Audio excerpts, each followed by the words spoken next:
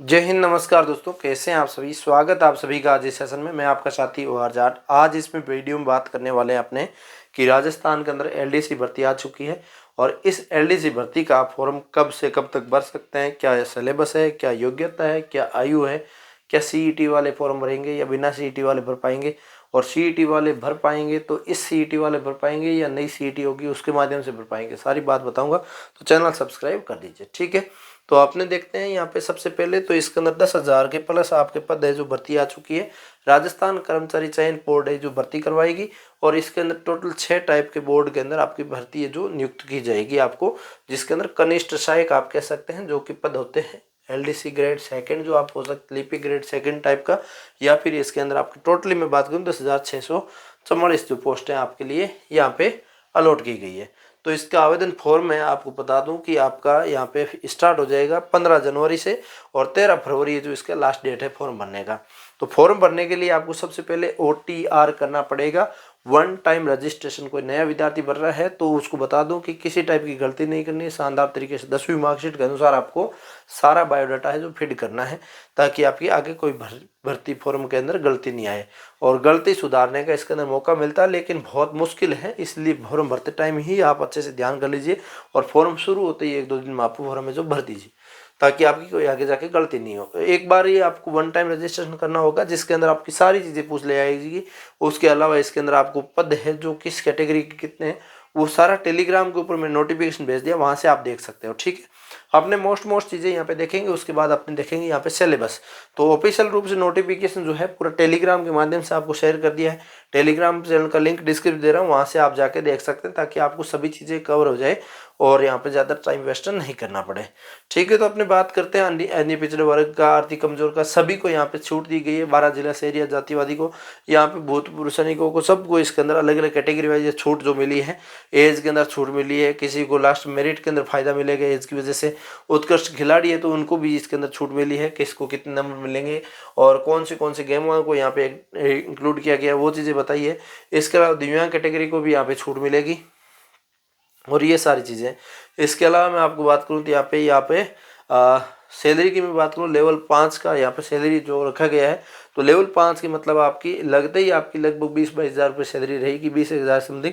और उसके बाद आप 2 साल जैसे प्रोबेशन काल पूरा कर लेते हैं 30,000 प्लस आपकी सैलरी आराम से हो जाएगी। यहाँ पे शैक्षणिक योग्यता का स्पष्ट रूप से लिखा हुआ है कि शैक्षणिक योग्यता आपकी मिनिमम आपकी 12वीं पास होनी चाहिए और इसके साथ साथ आपने किसी भी बोर्ड से कर रखी है 12वीं तो आप फॉर्म भर सकते हैं।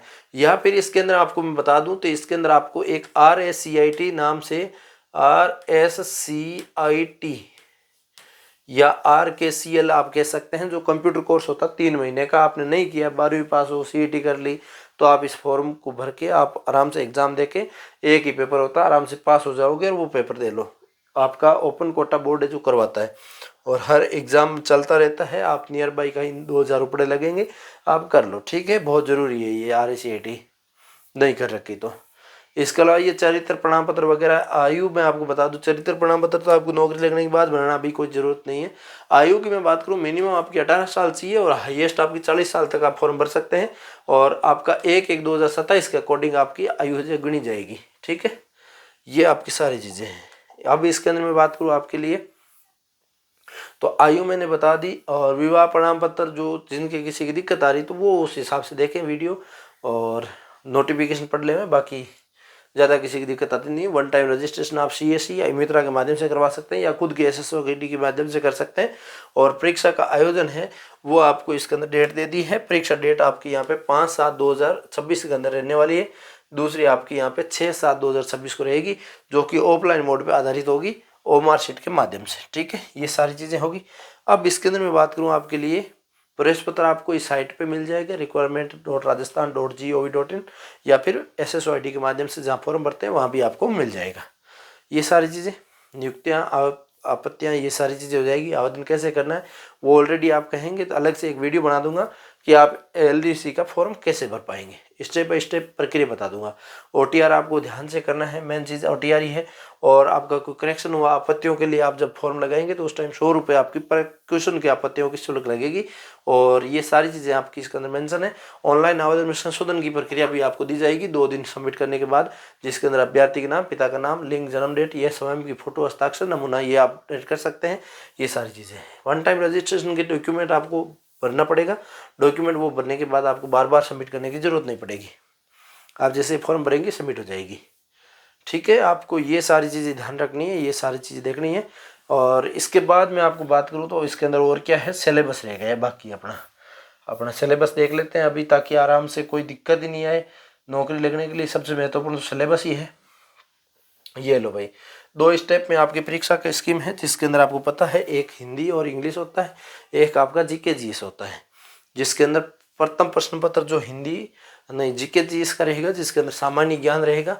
सामान्य ज्ञान में आपका राजस्थान जीके भी आएगा, जिसके अंदर आपका इंडिया जीके भी आएगा। इसके अंदर आपका सारा जीके वगैरह सब कुछ पार्ट आएगा। विश्व जीके भी आएगा, विज्ञान भी आएगा, गणित भी आएगा। और दूसरा आपके इसके अंदर हिंदी और अंग्रेजी रहता है। 3-3 घंटे का 2 पेपर होता है, जिसके अंदर 100 अंक का पेपर आपके लिए होगा। ठीक है, ये चीज़ें हैं। अब टॉपिक वाइज भी देख लेंगे आगे। और फेज़ 2 होगा। इसके अंदर फेज़ 1 का बताया मैंने, फेज़ 2 के अंदर आपका टाइपिंग टेस्ट होता है। गति टंकन 10 मिनट के 25 मार्क्स की, दूसरा गति टंकन आपकी 25 मार्क्स की होती है। और कंप्यूटर पर हिंदी और इंग्लिश के अंदर टाइपिंग होती है।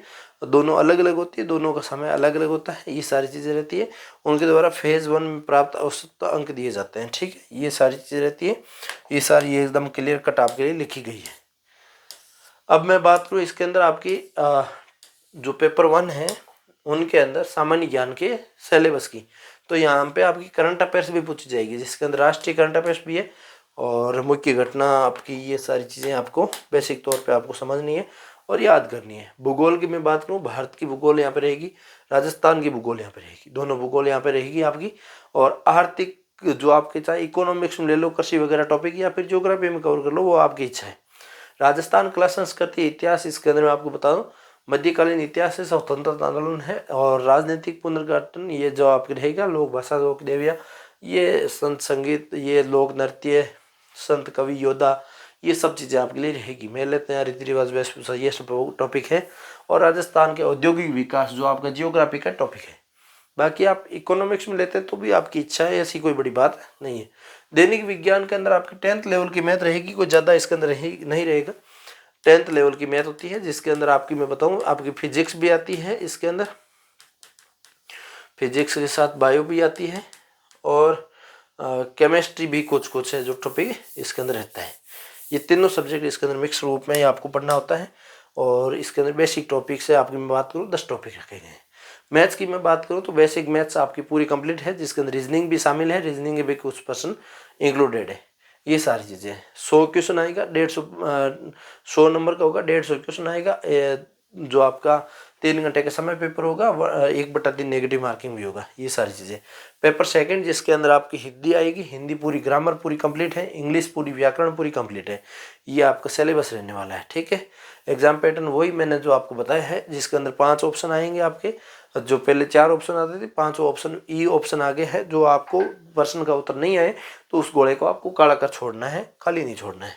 10% से ज़्यादा खाली छोड़ दिया तो आपको अयोग्य घोषित जो कर दिया जाएगा। तो ये सारी चीज़ें हैं, आपको मैं बता दिया। अभी भी किसी का कोई डाउट रह गया है तो आप मुझे कमेंट करके बता सकते हैं। मैंने पूरी डिटेल एनालिसिस ऑफिशियल रूप से जो नोटिफिकेशन आया उसको एक्सप्लेन कर दिया है।